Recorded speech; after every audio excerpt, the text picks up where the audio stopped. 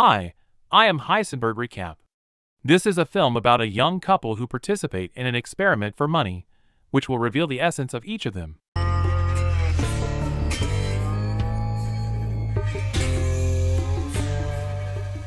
The young couple, Catherine and Michael, accepted a lucrative offer to participate in an experiment.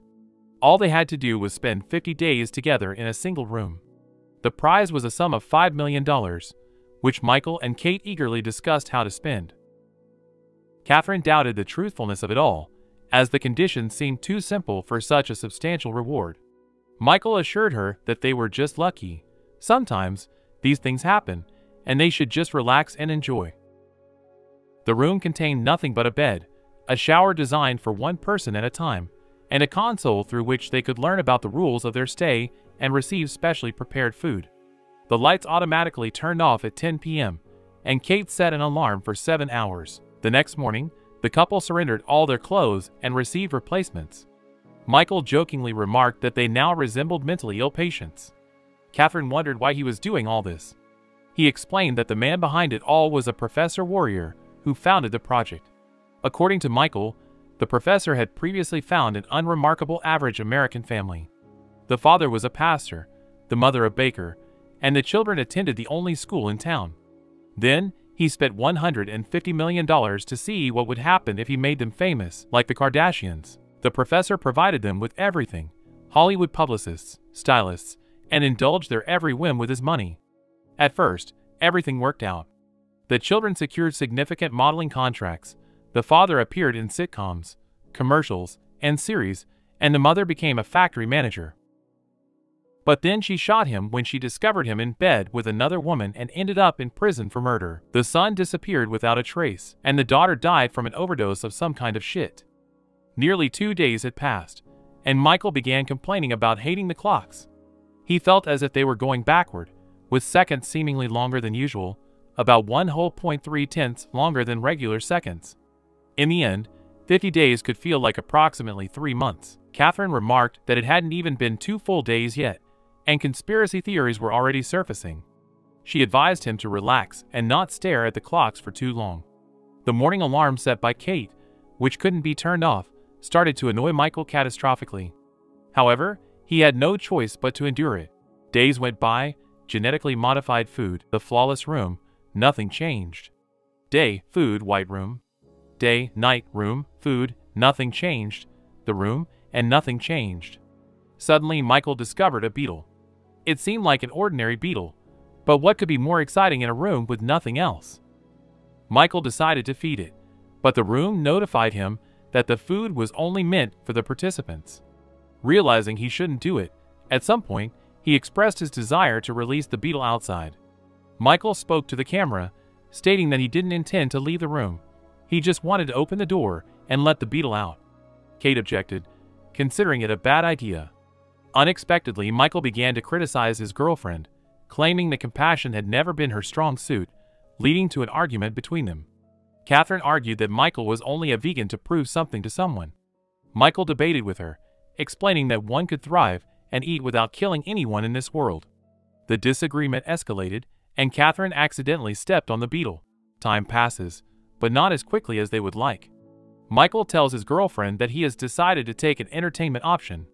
He read in the rules that each person can choose 2 options, but it will cost $100,000 from the prize money. Next, we see Michael choosing a green chalk as his entertainment, sacrificing a sum of $100,000. Catherine informs him that this amount will be deducted from his share. Excitedly, Michael starts drawing on the white walls of the room, and at some point, Catherine asks him to draw her. Michael suggests capturing her image with an artist's gaze, but she wants a natural portrait.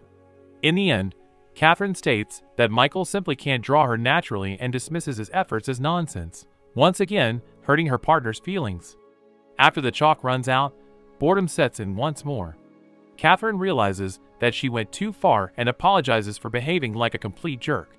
Tensions escalate when Catherine discovers a loaded gun in the bathroom and starts talking about how they are being toyed with, hinting that they may have to use it sooner or later.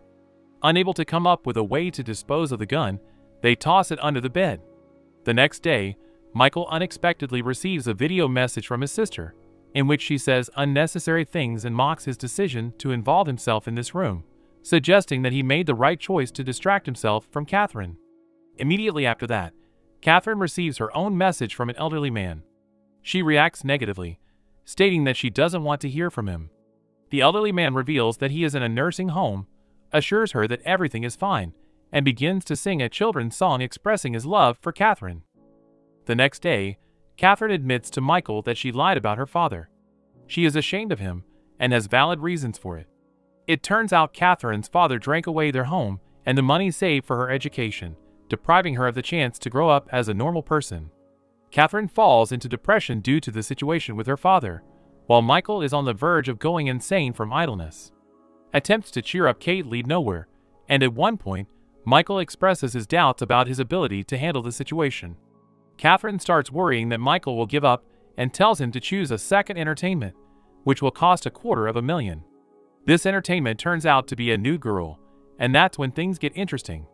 When Catherine steps out of the shower, she sees the girl completely naked, and Michael starts justifying himself, claiming he is not to blame for anything. The girl introduces herself as Simone and explains that she is unaware of the flawless room.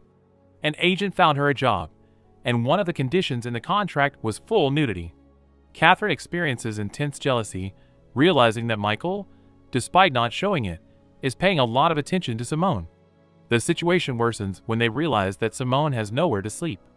Michael suggests that he will sleep on the floor while the two girls share the bed. However, Simone dismisses it, saying the floor is concrete. The next morning, Catherine is relieved that the girl has left the room but encounters her in the shower. This sad situation of jealousy continues until Kate decides she wants to have some fun, and the room provides them with pills, leading them into a wild state. This is pure glass. You're a goddamn artist. This is art. It's so art.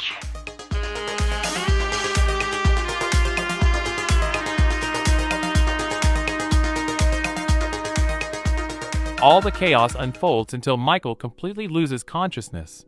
He sees a drowning child whom he cannot save. Michael regains consciousness, and Catherine calms him down, reassuring him that it was just a flashback. We then learn that the child he saw was Michael's younger brother, whom he was asked to look after while their parents were away. Unfortunately, the child fell into the pool, and despite Michael's attempt to save him, he couldn't. As Michael recovers, he starts talking to Simone. He shares his feelings and tells her that losing his brother was a significant psychological trauma for him. Simone opens up about losing her mother and how many people face such difficulties in life and experience the loss of loved ones. At that moment, Catherine wakes up and finds them holding hands, which triggers her jealousy once again. She insults Simone and, in a fit of spite, suggests that something might have happened between them. The next day, Catherine can't find Simone and finally feels relieved that she has left the room. However, she discovers a message on the wall saying, "No one's ever made love to me like that before." Michael immediately denies it, stating that it's nonsense and that he didn't sleep with Simone. Catherine claims that Simone reminds her of his ex, and it's not surprising that he was affectionate with her. Driven to madness, Catherine pushes Michael, causing him to hit his head on the corner of the wall. Immediately, she rushes to him and begs for forgiveness, claiming it was unintentional. Michael begins to express that he never gave her a reason for jealousy. He gave up everything for her, stopped interacting with his wealthy friends, and in return, he received only reproaches and jealousy. After Michael expresses his need for medical help, Catherine tries to explain that they don't have such an option. She tells him that if he leaves the room, everything will end. Upon hearing this, Michael poses a crucial question, asking her how far she is willing to go. Would she let him bleed out if he lost consciousness? He accuses Catherine of being obsessed with money, but she denies it. In response, Michael suggests they leave the room together. However, it becomes evident that Catherine is more focused on getting the money than providing medical assistance to Michael. Michael tells her that the room is not just a room, but a mirror. The warrior professor designed it to show and test their moral qualities and spirituality, and they have failed this test. Money won't help them anymore, and they need to find a way out.